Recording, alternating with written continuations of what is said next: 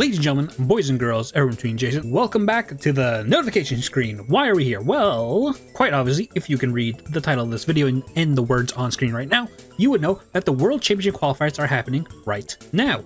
The event started yesterday as of recording, but I thought we could talk about this a little bit, and I can try and help you get prepared for the grind ahead. Yes, if you are not familiar, the World Championship Qualifiers function similar to Master Duel's Duelist Cup, where it's separated into two stages. Stage 1, where you just have to play games out until you get to duel level max, and then stage 2, where you fight in the rankings against a whole bunch of other players to try and top the leaderboards and make your way to the World Championship. Well, one very important part of that grind is, well, dueling, obviously. But what decks should you play? That is what we're here to talk about today. So before we hop into the decks I prepared that I would like to talk to you about, we should go over what exactly fits the criteria for decks that are good for the WCQ. Well, I've learned a lot from watching Yu-Gi-Oh! Pros like Joshua Schmidt talk about the Duelist Cup grind, and I want to try and impart that knowledge for Rush. So it's very important that not only do you play a deck that is good, consistent, and overall just get you through the grind fast. The decks you play aren't always just the best deck in the room. So number 5, we have the Dragios, the Dragon deck, the Dragios Star Nova. And a lot of people might be surprised seeing this deck again since the skill got nerfed into the ground, but the important thing with this deck is that it fulfills a lot of the criteria. It is consistent once. That's the number one thing, is this deck doesn't really have much of a grind game, but being able to pop off with a Dragios into Dragios Star is really strong and is still OTK into most strategies. So the reason this deck gets number 5, like I said, is that yes, it's powerful, but it just doesn't have the repeatability that other decks do.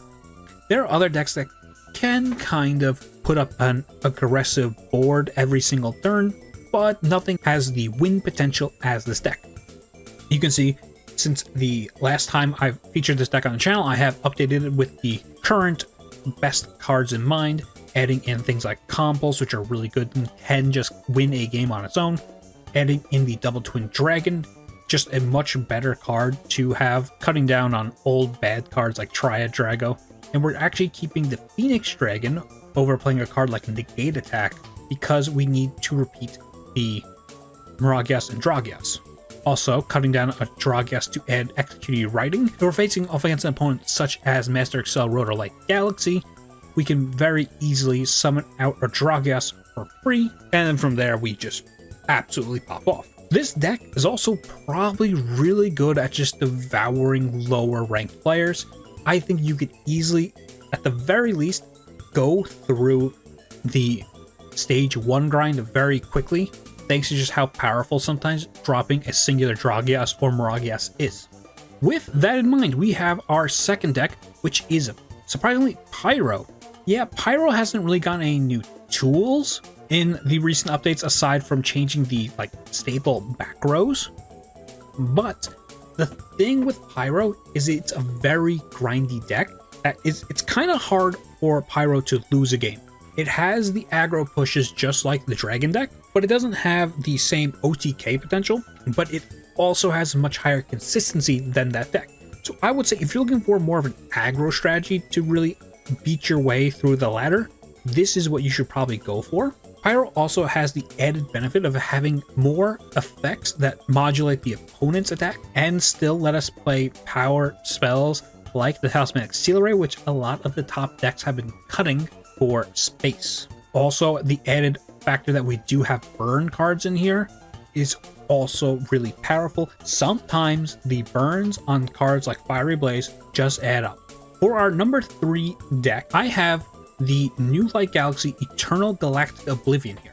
Now, why am I putting this third when it's probably the number 1 strongest deck in the game right now?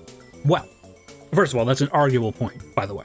But the thing with this Light Galaxy deck is it has the issue of being kind of difficult to play.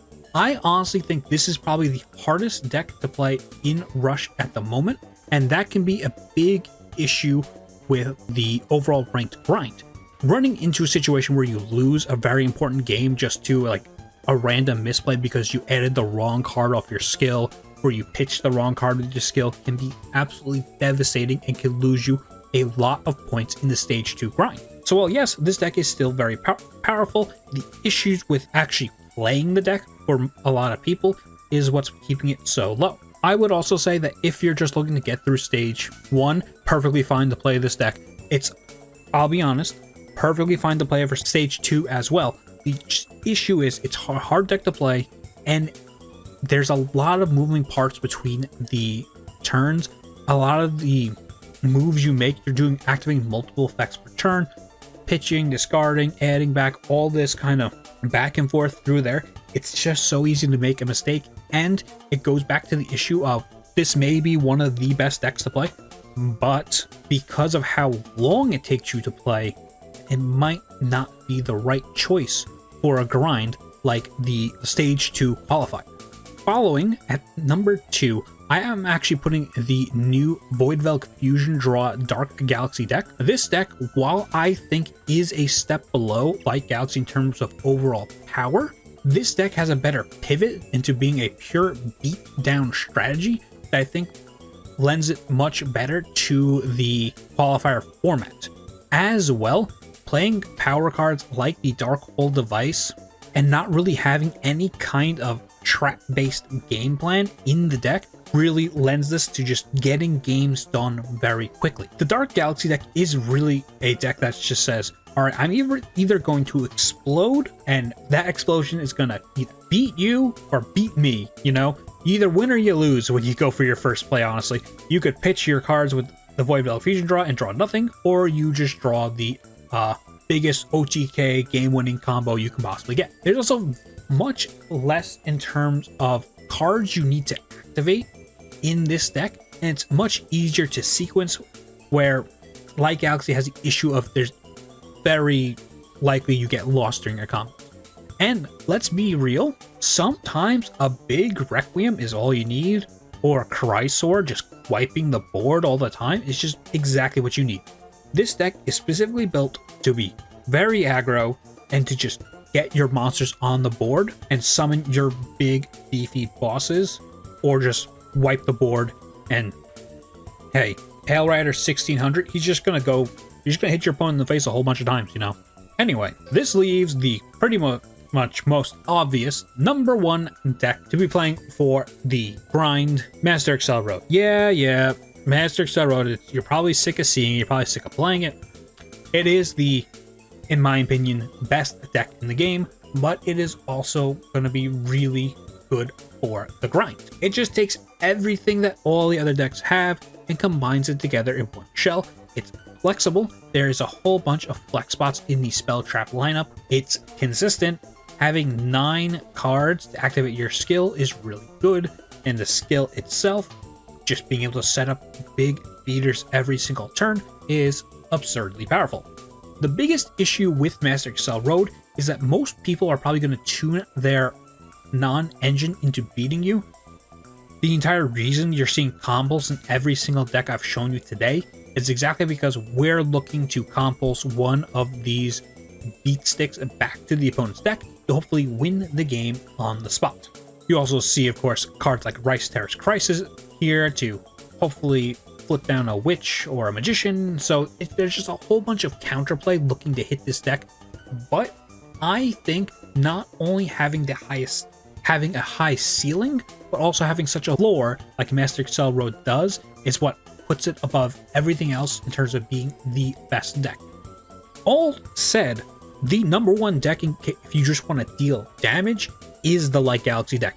The most possible damage with semi-consistent piercing access is the Light Galaxy deck, but Master Excel Road can do almost the same amount of damage, has more consistent access to piercing, and overall has a stronger grind game than the other decks. Honestly, other decks I have shown you today, probably the closest deck to the grind game of Master Excel Road would probably be the Pyro deck, just because of how absolutely crazy Pyro deck has for its grind game. The entire reason I include that on our list here is just because of how strong that grind game is.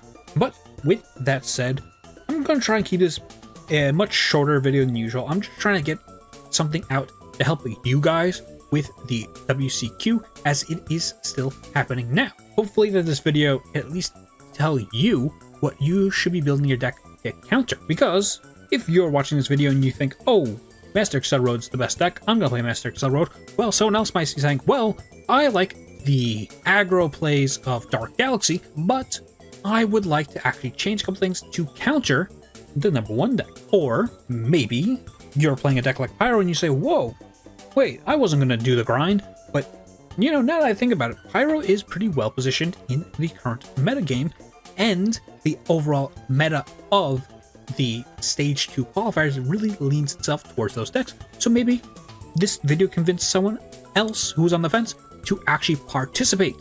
Anyway, I said I was going to keep this brief and I just started yapping about other things. So I will end the video here.